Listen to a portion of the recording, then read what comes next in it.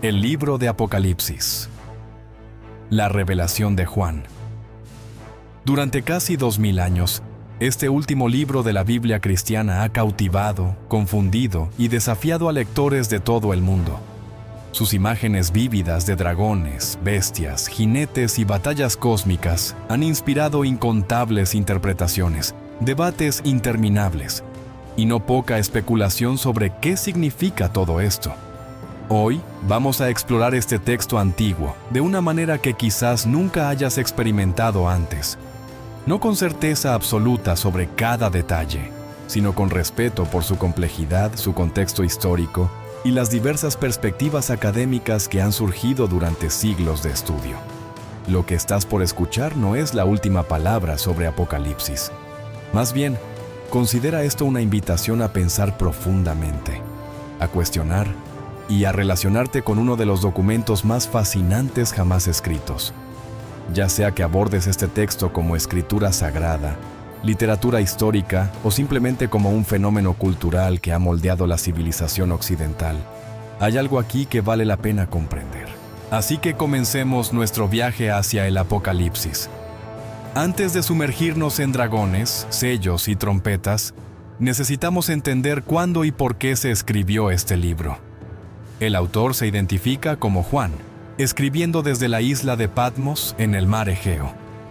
El consenso académico sitúa esta escritura alrededor del año 95 después de Cristo, durante el reinado del emperador romano Domiciano, aunque algunos estudiosos argumentan por una fecha más temprana durante el reinado de Nerón, en los años 60.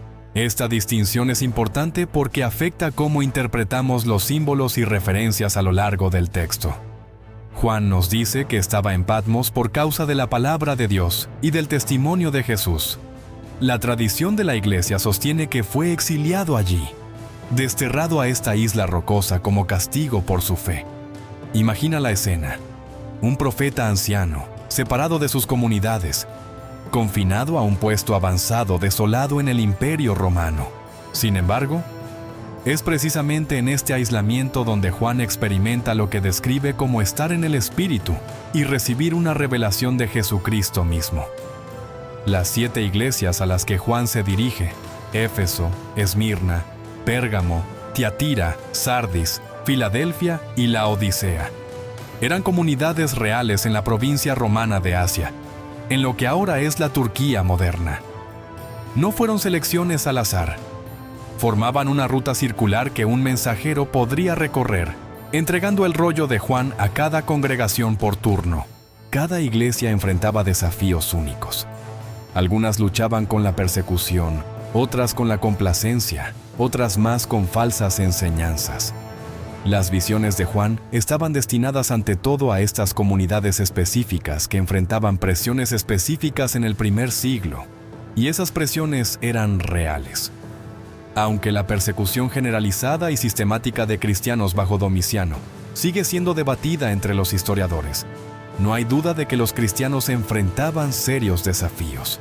El culto imperial exigía que los súbditos reconocieran a César como divino. Negarse a participar podía resultar en ostracismo social, dificultades económicas, o peor, para los cristianos que confesaban que Jesús es el Señor. La afirmación de que César es el Señor no era solo políticamente problemática, era espiritualmente imposible. El libro de Apocalipsis habla directamente a esta tensión, ofreciendo esperanza a comunidades que se preguntaban cómo permanecer fieles cuando los costos aumentaban. Pero aquí es donde se pone fascinante. Apocalipsis no es solo un libro sobre el primer siglo, ni es meramente una bola de cristal prediciendo eventos miles de años en el futuro.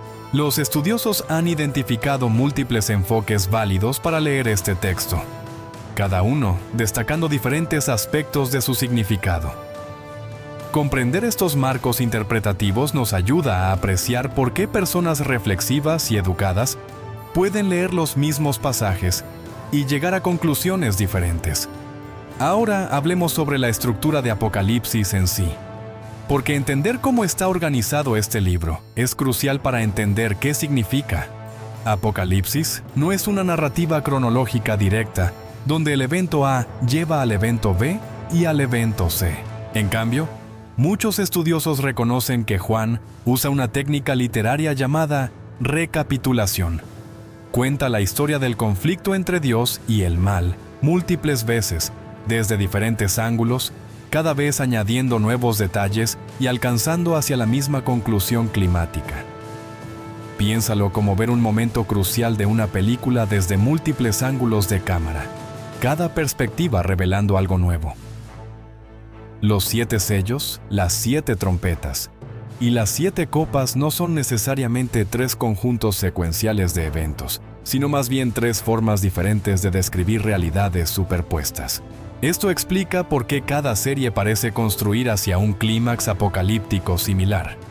Juan está pintando un cuadro con símbolos, y como cualquier obra de arte compleja, necesitas dar un paso atrás y ver cómo las piezas se encajan juntas. El libro comienza con cartas a las 7 iglesias, cada una recibiendo elogio, corrección o ambos, junto con promesas a aquellos que vencen o superan.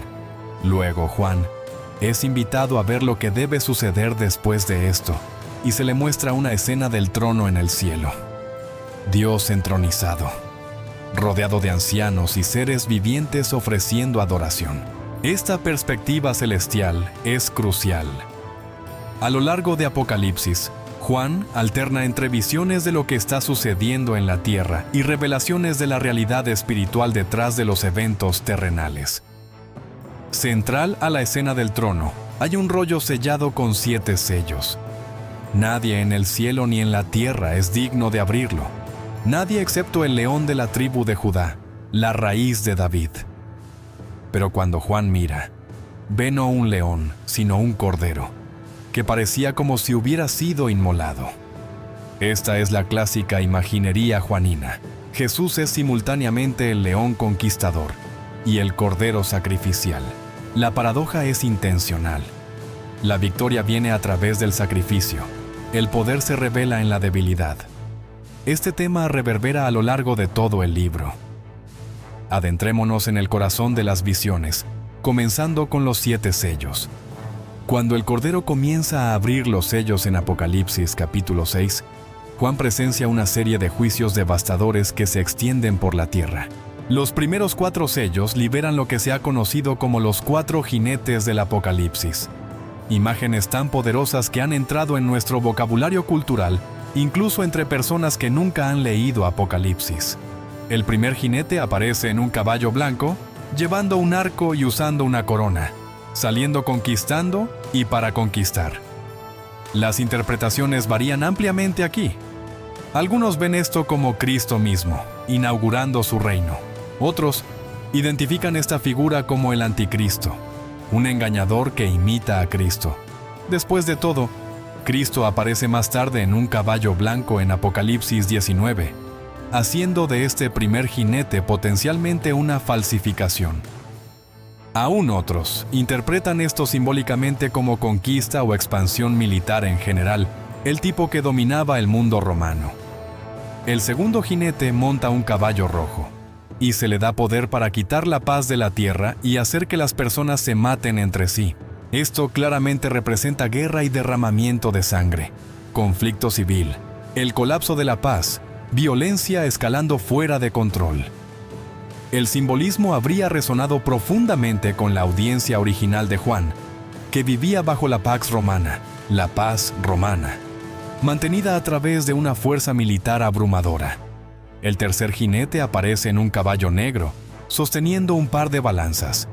Una voz anuncia precios para trigo y cebada, precios inflados que sugieren hambruna y crisis económica.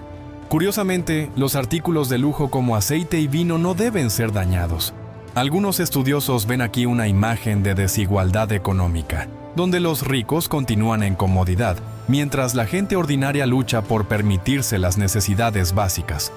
Las balanzas representan el racionamiento cuidadoso requerido durante la escasez. El cuarto jinete monta un caballo verde pálido. La palabra griega sugiere la palidez enfermiza de un cadáver, y su nombre es Muerte, con Hades siguiéndole de cerca. A estos dos se les da autoridad sobre una cuarta parte de la tierra para matar con espada, hambre, peste y bestias salvajes. Los 4 juicios hacen eco de advertencias encontradas en Ezequiel 14, conectando la visión de Juan con la tradición profética de Israel.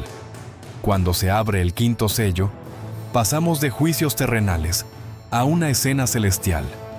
Juan ve bajo el altar las almas de aquellos que habían sido inmolados por la palabra de Dios y por el testimonio que habían dado. Estos mártires claman: ¿hasta cuándo, Señor soberano, santo y verdadero? Hasta que juzgues a los habitantes de la tierra y vengues nuestra sangre.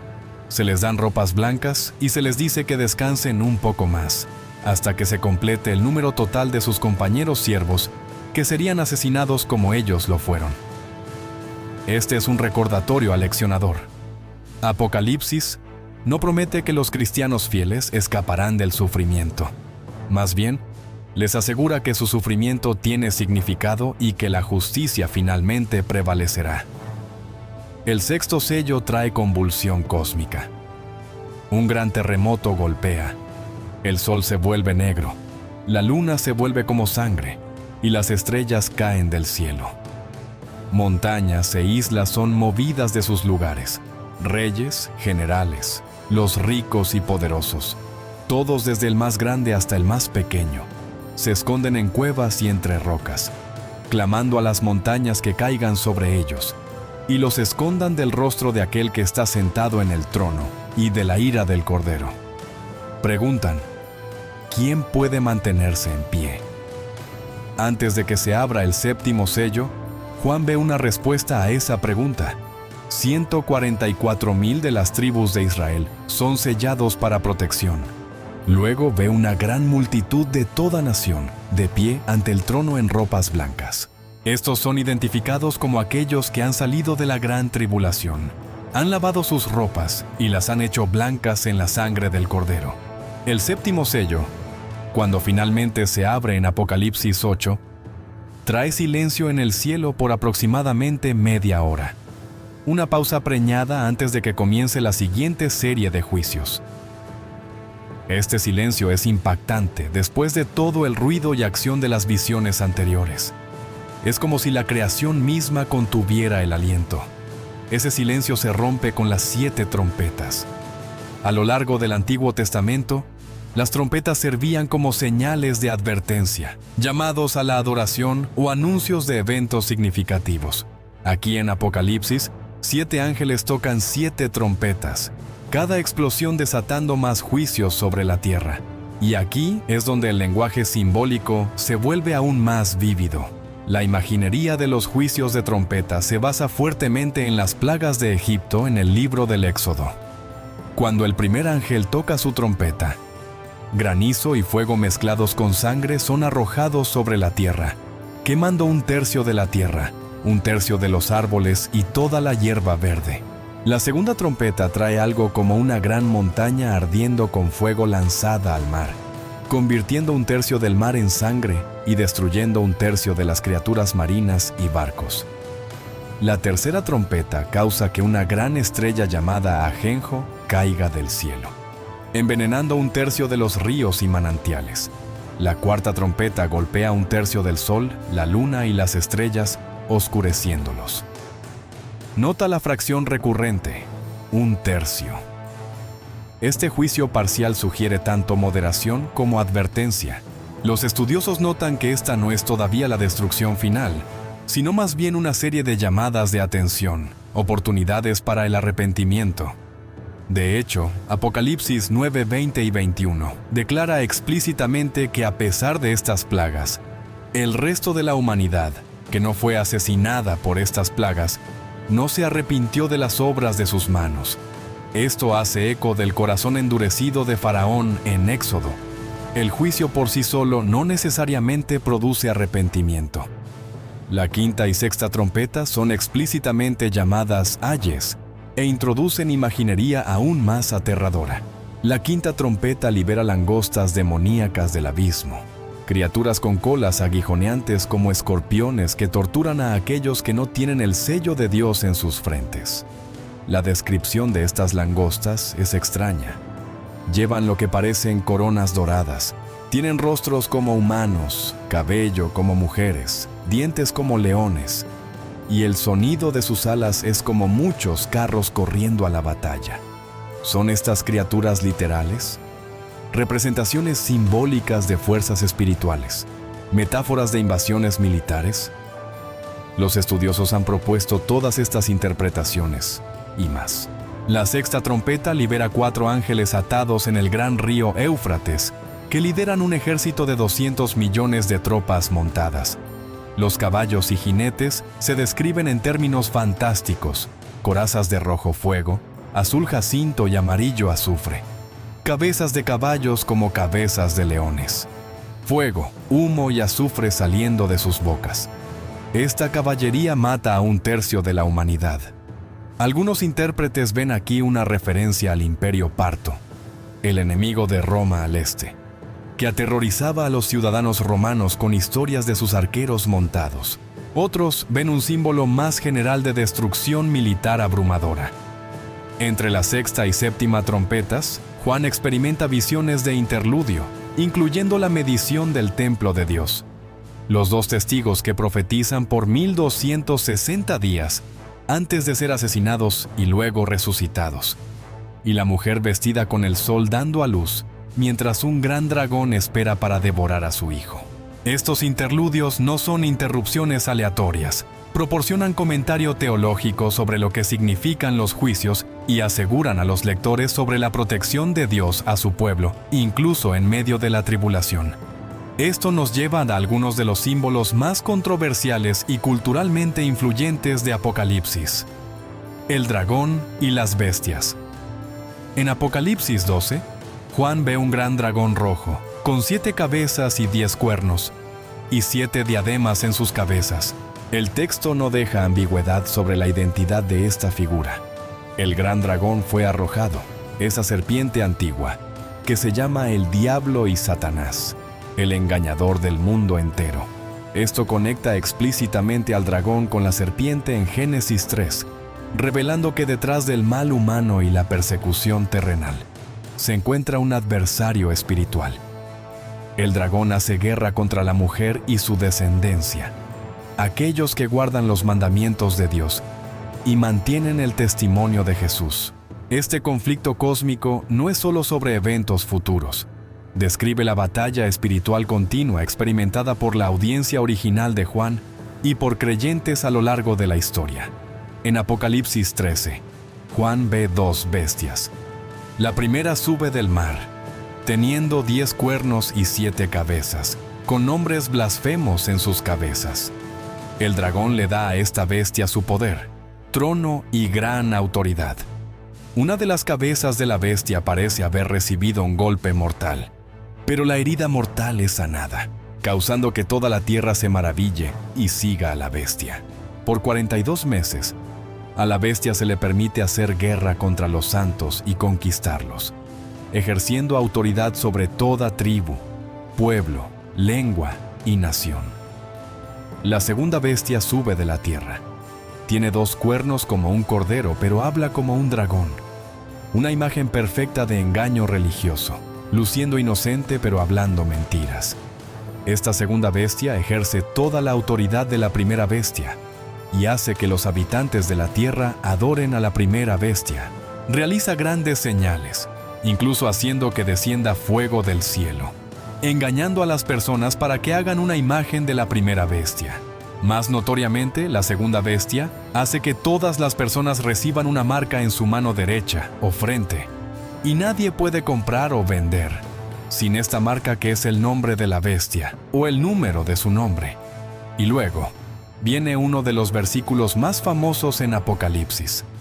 Aquí hay sabiduría. El que tiene entendimiento, calcule el número de la bestia, pues es número de hombre, y su número es 666. Bibliotecas podrían llenarse con la especulación que este número ha generado. En tiempos antiguos, las letras funcionaban como números, permitiendo a las personas calcular valores numéricos para nombres, una práctica llamada gematría.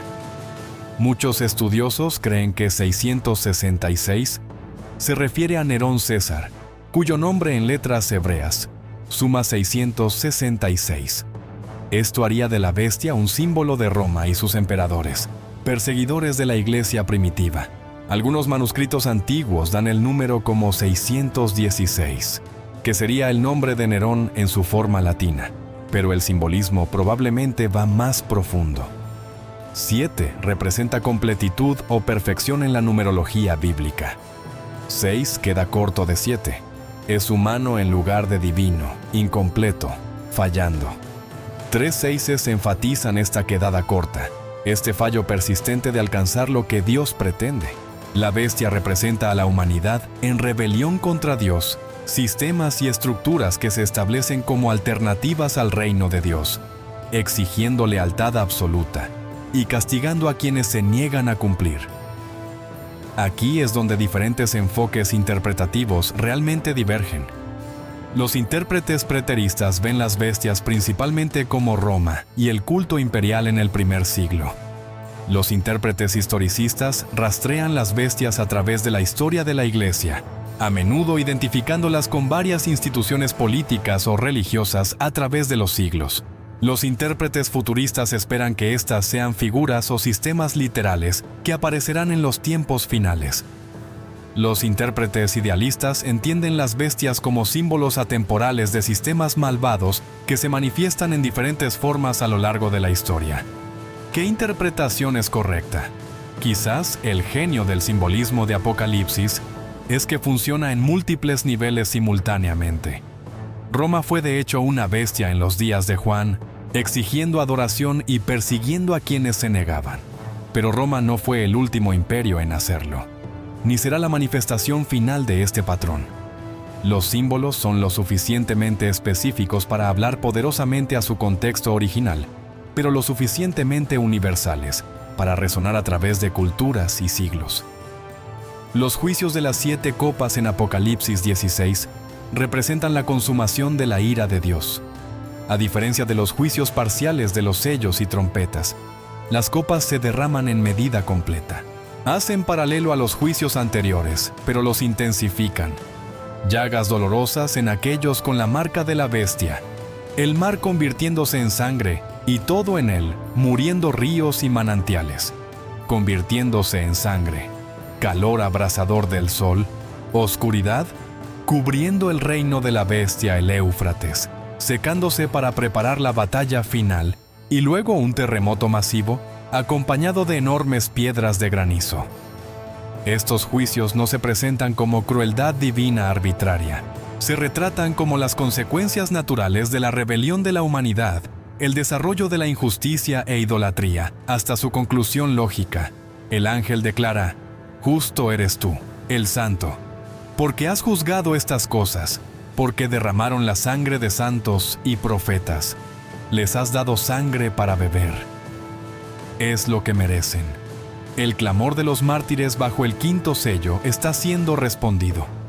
La 6ª copa menciona 3 espíritus inmundos como ranas que salen de las bocas del dragón, la bestia y el falso profeta, saliendo a los reyes del mundo entero, para reunirlos para la batalla en el gran día de Dios Todopoderoso, en un lugar llamado Armagedón en hebreo. Armagedón o Har Megido significa monte Megido, una ubicación estratégica en el norte de Israel, que había sido el sitio de muchas batallas decisivas a lo largo de la historia de Israel. Si Juan visualiza una batalla literal en esta ubicación, o la usa simbólicamente para la confrontación final entre Dios y las fuerzas del mal, sigue siendo debatido. Uno de los contrastes más impactantes de Apocalipsis aparece en su tratamiento de 2 ciudades, Babilonia la Grande y la Nueva Jerusalén. En Apocalipsis 17, Juan ve a la gran ramera sentada sobre una bestia escarlata, ebria con la sangre de los santos y la sangre de los testigos de Jesús. En su frente está escrito un nombre: Babilonia la Grande, madre de rameras y de abominaciones de la tierra. Babilonia lleva un peso simbólico enorme. La Babilonia original había conquistado Jerusalén, destruido el templo de Salomón y exiliado al pueblo de Dios. Representaba el ejemplo final del orgullo humano y la rebelión contra Dios. Recuerda la Torre de Babel. Para el tiempo de Juan, la ciudad literal de Babilonia yacía en ruinas, pero el nombre se había convertido en taquigrafía para imperio opresivo. La mayoría de los estudiosos están de acuerdo en que Babilonia en Apocalipsis es código para Roma, el imperio actualmente persiguiendo a los cristianos. La descripción de Babilonia como una ciudad sobre 7 colinas confirma esto, ya que Roma fue famosamente construida sobre 7 colinas. Pero nuevamente, el simbolismo trasciende cualquier referente histórico único. Babilonia representa todos los sistemas económicos, políticos, religiosos, que seducen a las personas lejos de Dios a través de promesas de poder, placer y prosperidad. Apocalipsis 18 describe su caída en lenguaje prestado de profecías del Antiguo Testamento contra la antigua Babilonia y Tiro. Comerciantes y reyes lloran su destrucción porque se enriquecieron con ella. Su lamento revela la verdad. Este sistema fue construido sobre explotación, lujo comprado con la sangre del inocente. En marcado contraste está la Nueva Jerusalén, descendiendo del cielo como una novia adornada para su esposo. La descripción de Juan en Apocalipsis 21 y 22 es impresionante. Una ciudad de oro puro, clara como cristal, con cimientos decorados con piedras preciosas, 12 puertas hechas de perla, calles de oro transparente. Es enorme. 12,000 estadios de largo, ancho y alto, formando un cubo perfecto como el lugar santísimo en el templo de Israel. La ciudad no tiene templo, porque su templo es el Señor Dios Todopoderoso y el Cordero. No se necesita sol ni luna, porque la gloria de Dios es su luz, y su lámpara es el Cordero. El río del agua de vida fluye del trono de Dios a través de la ciudad, y el árbol de la vida crece en ambas orillas, dando 12 clases de fruto y hojas para la sanación de las naciones. Nada impuro entrará jamás en esta ciudad, ni nadie que practique abominación o falsedad. Este es el paraíso restaurado y mejorado, no solo Edén recuperado, sino algo aún más grande. Donde la primera creación comenzó en un jardín, la nueva creación culmina en una ciudad, sugiriendo que los propósitos de Dios incluyen cultura humana, comunidad y creatividad, todo ahora perfeccionado y dedicado a su gloria. El contraste es deliberado. Babilonia, la prostituta versus Jerusalén, la novia.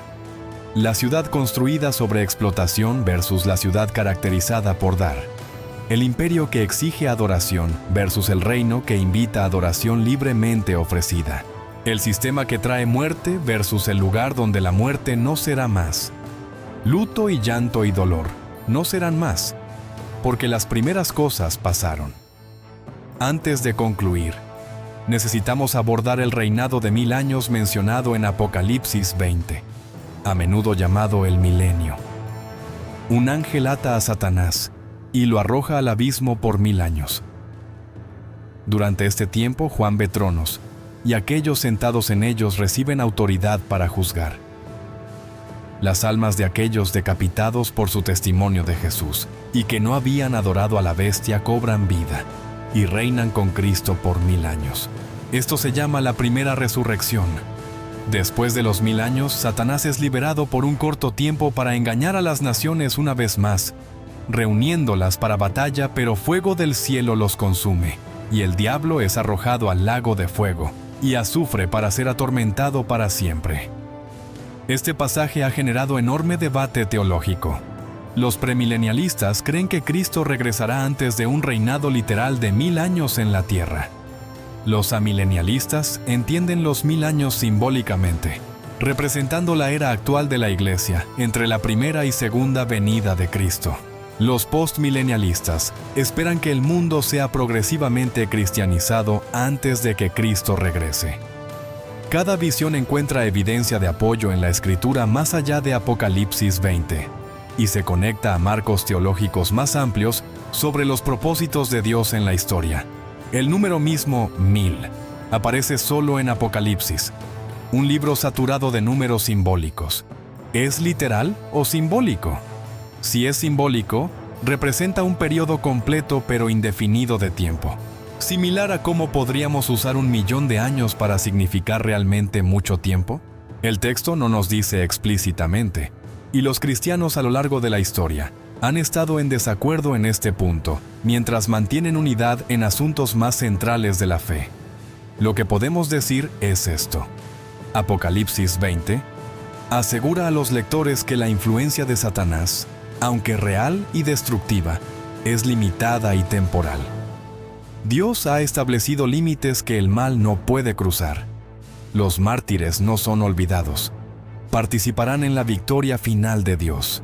Y esa victoria es cierta, no porque el pueblo de Dios sea fuerte, sino porque aquel que está sentado en el trono declara: «He aquí, yo hago nuevas todas las cosas». Entonces, ¿dónde nos deja todo esto? Hemos viajado a través de cartas a iglesias, visiones del trono celestial, juicios de sellos, trompetas y copas, bestias y dragones, Babilonias cayendo y Jerusalénes descendiendo. Hemos visto cómo los estudiosos abordan este texto desde diferentes ángulos, cómo el contexto histórico ilumina significado, cómo los símbolos funcionan en múltiples niveles simultáneamente. El libro de Apocalipsis resiste explicación simple. No es una línea de tiempo directa de eventos futuros que podamos trazar en un diagrama. No es un código secreto que, una vez descifrado, revela conocimiento oculto. En cambio, Apocalipsis es profecía apocalíptica, un género que usa lenguaje simbólico rico para revelar verdades espirituales, para consolar a los afligidos, para advertir a los complacientes y para declarar que, a pesar de toda evidencia en contrario, Dios permanece soberano y sus propósitos prevalecerán. Para la audiencia original de Juan, viviendo bajo opresión romana y enfrentando presión para comprometer su fe, Apocalipsis ofrecía esperanza. Su sufrimiento tenía significado. Sus perseguidores enfrentarían juicio y su fidelidad sería recompensada. El cordero que fue inmolado ya había ganado la victoria decisiva. El tiempo de Satanás era limitado. Una nueva creación estaba viniendo donde cada lágrima sería enjugada. Para los lectores a lo largo de la historia, Apocalipsis ha funcionado como espejo y ventana. Un espejo reflejando sus propias luchas contra sistemas que exigen lealtad última, y una ventana ofreciendo vislumbres de realidad trascendente, de un mundo donde la justicia finalmente fluye como aguas y la rectitud como corriente inagotable. ¿Qué deberíamos llevarnos de nuestra exploración hoy? Primero, humildad. Si 2000 años de erudición brillante no han producido acuerdo unánime sobre cada detalle, deberíamos ser cautelosos al reclamar certeza donde la Escritura permite flexibilidad interpretativa. Segundo, respeto por la complejidad del texto. Apocalipsis recompensa el estudio cuidadoso, compromiso con su trasfondo del Antiguo Testamento, atención a su estructura literaria y conciencia de su contexto histórico. Tercero, apreciación por lo que está claro incluso cuando los detalles son disputados. Dios es soberano. Cristo es victorioso. El mal será derrotado. La justicia prevalecerá. Y una nueva creación está viniendo. Las preguntas que Apocalipsis plantea valen la pena reflexionar. ¿Cómo se ve resistir las seducciones de Babilonias modernas? ¿Cómo permanecemos fieles cuando los costos del discipulado aumentan? ¿Dónde vemos los patrones que Apocalipsis describe? Sistemas bestiales exigiendo lealtad absoluta, voces proféticas hablando verdad al poder, comunidades atrapadas entre compromiso y persecución. ¿Qué esperanza ofrece esta visión en nuestro propio tiempo de incertidumbre? Estas no son preguntas con respuestas simples, y eso es precisamente por qué Apocalipsis continúa fascinando, desafiando e inspirando a lectores alrededor del mundo. Nos invita a una conversación continua, una lucha con preguntas profundas sobre poder, justicia, sufrimiento, fidelidad y esperanza. Al cerrar, considera esto: ya sea que leas Apocalipsis como escritura sagrada o documento histórico, ya sea que esperes que sus profecías se desarrollen literalmente o las entiendas simbólicamente, ya sea que estés convencido por un marco interpretativo o permanezcas indeciso, El texto mismo plantea una pregunta a cada lector. Cuando la presión aumenta para conformarse, comprometerse, adorar en los altares del poder y la prosperidad, ¿qué elegirás? ¿La marca de la bestia o el sello de Dios? ¿El atractivo de Babilonia o la promesa de la Nueva Jerusalén? ¿El camino del dragón o la senda del cordero? Apocalipsis no hace esa elección fácil, pero sí la hace clara, y nos asegura que la elección importa, tanto en el tiempo como en la eternidad.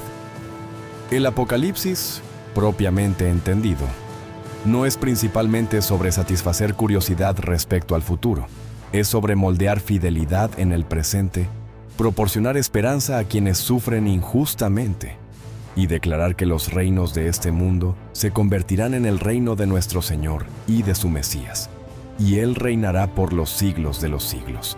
Gracias por unirte a esta exploración del libro de Apocalipsis. Que te inspire a leer este texto antiguo con ojos frescos, a pensar profundamente sobre su significado y quizás lo más importante, a unirte a la conversación. Comparte tus pensamientos en los comentarios. ¿Qué interpretación de Apocalipsis tiene más sentido para ti? ¿Qué preguntas plantea? Continuemos esta discusión juntos.